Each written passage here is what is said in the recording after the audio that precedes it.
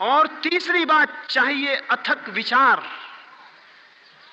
चाहे सारे जीवन आग से भर जाए, चाहे सारी श्रद्धा खो जाए, सारी सांत्वना खो जाए, सारा संतोष खो जाए, जीवन एक चिंता और एक एंजाइटी बन जाए, लेकिन विचार का साथ मत छोड़ना, क्योंकि विचार ही वो नाव है जो विवेक तक पहुंचाती है, और विवेक ही वो दर्पण है जिसमें सत्य की छवि अंकित होती है। विचार है नाव।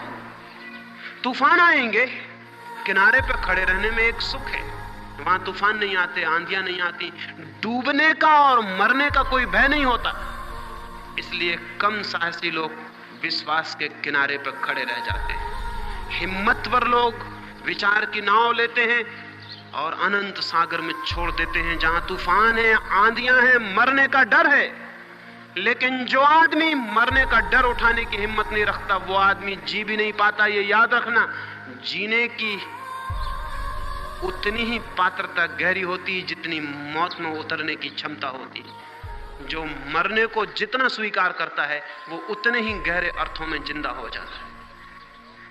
तो किनारे पर बैठे हुए लोग हैं, विश्वास के किनारे पर, वहां संतोष है, शांति है, बैठे हैं, सागर की घबराहट नहीं है, डूब जाने मर जाने का डर नहीं। विचार की नाव डगमगाती है हजारों बार, आंधियां आ जाती हैं, पानी भरने लगता है, ऐसा लगता है कि गए।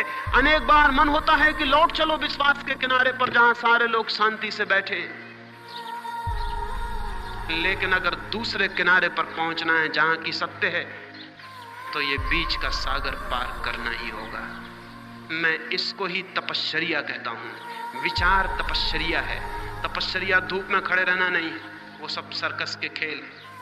तपश्चर्या भूखे मरना नहीं है, वो सब सर्कस के खेल हैं। तपश्चर्या है विचार, क्योंकि विचार प्राणों को कपा देगा। सारे संतोष नष्ट हो जाएंगे, सारे कंसोलेशंस छिन जाएंगे, सारा ज्ञान छिन जाएगा, और एक अज्ञात यात्रा पर धक्का शुरू होगा, जहां न कोई संगी है न साथी, बस विचार की नाव है और अनंत सागर है। तपश्चर्या का अर्थ है विचार। लेकिन जो विचार के साथ जाते हैं वो निश्चित पहुंच जाते हैं। आज तक विश्वास से गया हुआ आदमी कभी नहीं पहुंचा, और विचार से गया हुआ आदमी कभी रुका नहीं है, निश्चित पहुंच गया है। विचार पहुंचा देता है विवेक के तट तक, और विवेक के तट पर उससे मिलन होता है, जिसका नाम सत्य है।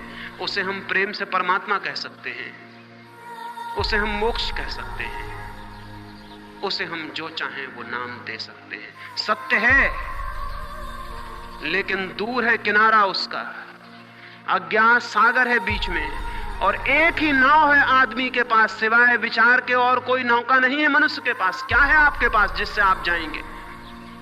सिवाय विचार के आपकी क्या सामर्थ्य है? सिवाय विचार के आपकी क्या शक्ति है? सिवाय विचार के आपके पास कौन सी चेतना है, कौन सी कॉन्शसनेस है? विचार के अतिरिक्त मनुष्य के पास कुछ भी तो नहीं है। इसलिए विचार से ही मार्ग बनता है, और विचार से ही मनुष्य पहुंचता है और उपलब्ध होता है। ये थोड़ी सी बातें मैंने कही, एक कहानी और अपनी बात पूरी कर दूंगा। एक पूर्णिमा की रात है,